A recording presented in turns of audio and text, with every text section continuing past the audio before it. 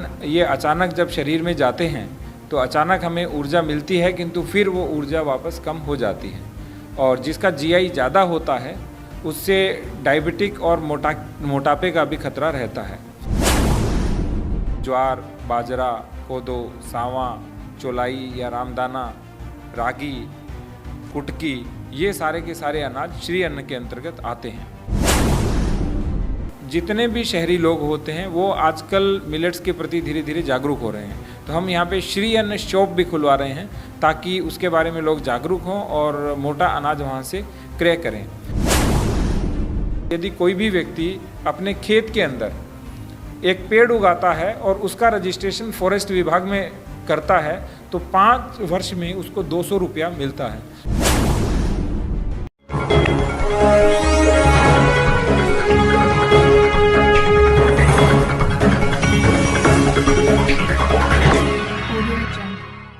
सरकार की बहुत सी ऐसी योजनाएं चल रही हैं जो जनता तक सीधे नहीं पहुंच पाती हैं, लेकिन R20 भी अपनी मुहिम चला रहा है जिससे कि सरकार की योजनाओं को जनता तक पहुंचाया जा सके।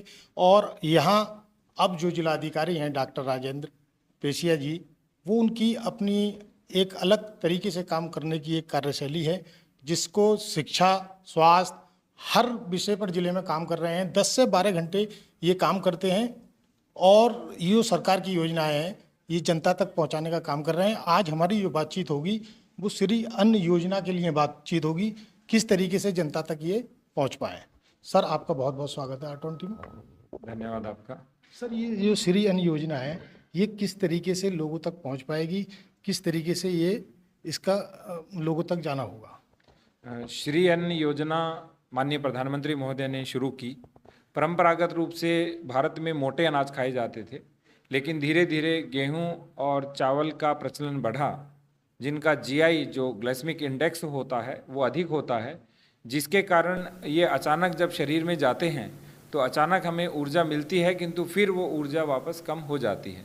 और जिसका जीआई ज़्यादा होता है उससे डायबिटिक और मोटापे का भी खतरा रहता है।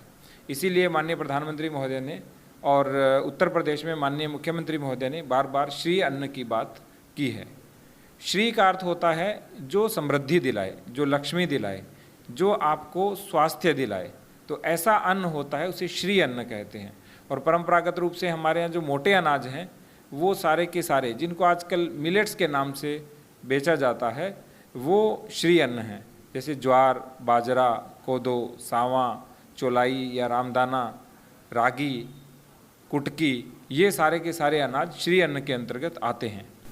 इसमें कई चीज़ें आरंभ की गई है। एक PM पोषण के तहत 1 नवंबर से प्रत्येक विद्यालय में प्रत्येक बच्चे के लिए सप्लीमेंट्री न्यूट्रिशन के रूप में, जैसे मूंगफली गुड़ की चिक्की हो सकती है, बाजरे का लड्डू हो सकता है, तो इस तरह से विद्यालयों के अंदर हम सभी जगह पे श्री अन्न लागू कर रहे हैं।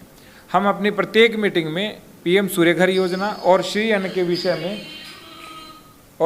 के विषय में विस्तार से बताते हैं, ताकि प्रत्येक व्यक्ति कम से कम एक दिन, एक समय अपने भोजन में, अपने बच्चों के भोजन में श्री अन्न को शामिल करे। यानी एक थाली उनकी मोटे अनाज की होनी ही चाहिए ताकि उनका स्वास्थ्य अच्छा रहे। इसके साथ साथ श्री अन्न से संबंधित अभी हमने बहुत बड़ी गोष्ठी का आयोजन किया जिसमें लगभग 500 से अधिक किसान आए। श्री अन्न से संबंधित रैली का भी आयोजन किया जा रहा है और प्रत्येक शनिवार को श्री अन्न की जो शपथ है वो प्रत्येक विद्यालय में भी दिलाई जा रही है, जो शपथ हमने यहाँ पे बनाई है। अच्छा सर, जिस तरीके से ये अब बच्चों तक तो पहुँचेगी थाली हमारी, लेकिन सर हमारी जो जनता है, ग्रामीण क्षेत्र हैं, किसानों के जरिए पहुँच जाएगी, लेकिन सर शहरी जो लोग हैं उन तक ये मैसेज, ये योजना कैसे पहुँच पाएगी? अभी हमने इसके लिए 2 प्लान बनाए हैं।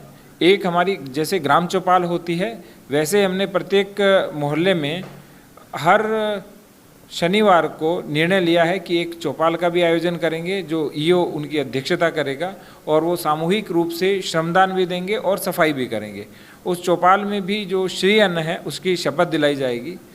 दूसरा, जितने भी शहरी लोग होते हैं वो आजकल मिलेट्स के प्रति धीरे धीरे जागरूक हो रहे हैं, तो हम यहाँ पे श्री अन्न शॉप भी खुलवा रहे हैं ताकि उसके बारे में लोग जागरूक हों और मोटा अनाज वहाँ से क्रय करें। हमारे कुछ FPOs हैं वो श्री अन्न पे काम करते हैं। जैसे संभल में बाजरा बहुत होता है, तो जो बाजरा है यहाँ पे ऑर्गेनिक भी होता है बहुत, तो जो ऑर्गेनिक बाजरा है वो उस शॉप पे मिले और लोगों तक पहुँचे, इसके लिए हम उनको जो बैकवर्ड और फॉरवर्ड लिंकेज होता है, यानी बैंक लोन से लेकर के मार्केट उपलब्ध कराना, वो भी करवा रहे हैं।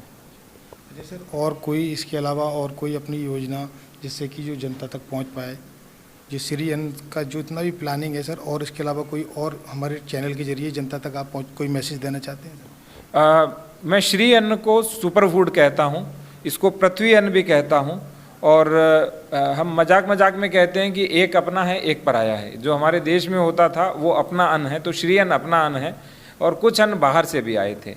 तो सबसे बड़ी बात ये हमारी जलवायु के, धरती के, प्रकृति के और मनुष्य के स्वास्थ्य के अनुकूल है श्री अन्न। दूसरा, इसमें पौष्टिकता भी होता है, जो सूक्ष्म पोषक तत्व जिनको माइक्रो न्यूट्रिएंट्स कहते हैं वो भी इसमें पाए जाते हैं। उसके अतिरिक्त जो अभी मैंने बताया, मधुमेह, मोटापे को तो कम करता ही है क्योंकि इसमें जीआई कम होता है, आयरन, जिंक, कैल्शियम ये भी उसमें होता है। और सबसे बड़ी बात है, एक सीलिएक रोग होता है जो आंतों में सूजन आ जाती है। दूसरा, कोलेस्ट्रॉल हो जाता है। इन दोनों के अंदर रोक लगाने का काम करता है श्री अन्न।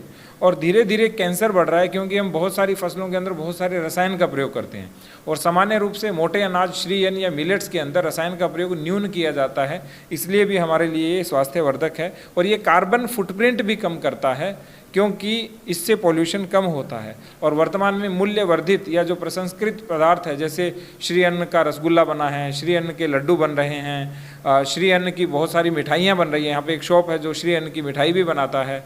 तो इस तरह से हम श्री अन्न का प्रचार प्रसार कर रहे हैं।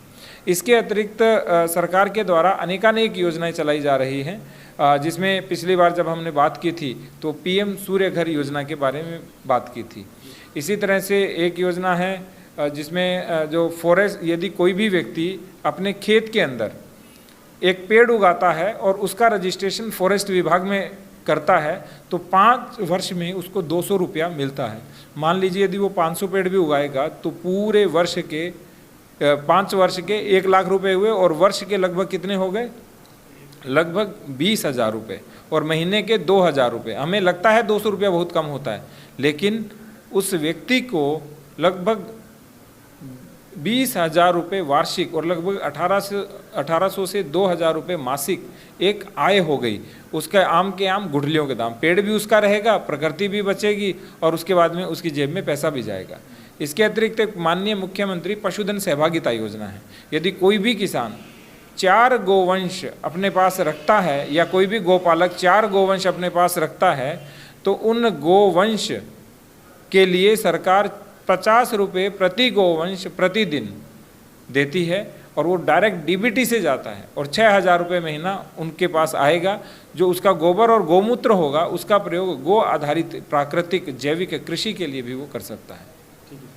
जिस तरीके से जिलाधिकारी जी ने हमें ये योजनाएं बताई हैं और ख़ास तौर से श्री अन्न के बारे में पूरी जानकारी दी है, जहाँ तक है जिलाधिकारी जी का प्रयास कि ये योजना जन जन तक पहुँचे। इसके अलावा जितनी भी योजनाएं चल रही हैं आपको हम R20 के माध्यम से और जिलाधिकारी महोदय जी के माध्यम से और इनकी टीम के माध्यम से हम जनता तक ये पहुँचाते रहेंगे। आप हमारे साथ लगातार बने रहिए।